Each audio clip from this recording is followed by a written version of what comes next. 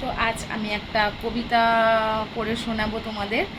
কবিতাটা লেখা আমার নিজের লেখা, ঠিক আছে? তো কবিতাটা লেখা নিজেরই। তো এটার নাম দিয়েছি আমি এক দুঃখিনী মেয়ে। কবিতাটার নাম দিয়েছি আমি এক দুঃখিনী মেয়ে প্রথমত। আর কাদের নিয়ে আর কি, যেসব মায়েরা বাবারা সেপারেশনে থাকে তাদের বাচ্চারা যে ফিলটা করে, আমি সেই সবটাই একটু তুলে ধরার চেষ্টা করেছি। তো ভালো লাগলে কবিতাটা প্লিজ শেয়ার করবেন আর কমেন্ট করবেন যে কেমন হয়েছে আমার লেখাটা। তো আমি তো কবিতা বলতে পারি না সেইভাবে, তো চেষ্টা করছি তোমাদের সামনে আমি কবিতাটা তুলে ধরার। তো যেমনটা পারবো তেমনটা আমি আর কি চেষ্টা করব বলার। আমি কবিতাটা পড়ে শোনাই তাহলে, তো তোমরা সঙ্গে থেকো। কবিতার নাম দিয়েছি আমি এক দুঃখিনী মেয়ে। আমি এক দুঃখিনী মেয়ে, দুঃখের কথা কই কার কাছে, এমনিতে আমি খুবই ছোট, বয়স আমার 10। এই সময়ে আমার মনে ভীষণ ঝড়, বোঝাতে পারি না আমি মা বাবাকে, বলবো আর কাকে, কারণ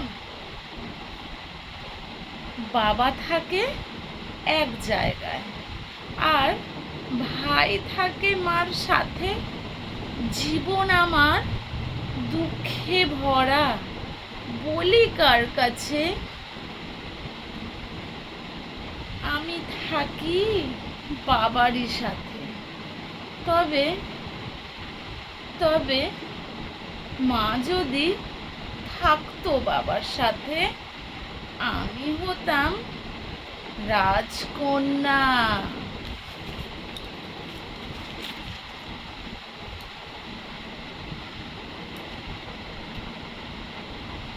বাবার বাড়িতে সবাই বাসে ভালো, তবে এই বাড়িতে আছে কি মায়ের আদর?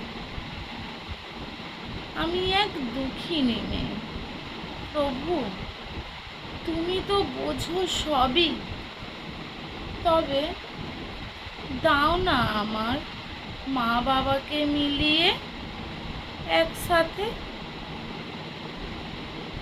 তবে দাও না প্রভু আমার মা বাবাকে একসাথে মিলিয়ে, সেই সুখের ঘরে থাকবো আমরা সবাই মিলে। দাও না এই দুঃখিনী মেয়ের আশা পূরণ করে, দাও না, দাও না, দাও না প্রভু তুমি মা বাবাকে মিলিয়ে। তো জানি না কবিতাটা কেমন হয়েছে, তো যদি ভালো লাগে একটু লাইক কমেন্ট শেয়ার করবেন আর প্লিজ বলবেন কমেন্ট করে আমার কবিতা লেখাটা কেমন হয়েছে। বলাটা তো জানি ভালো হয়নি, তবুও একটু বলবেন কমেন্ট করে কেমন হয়েছে।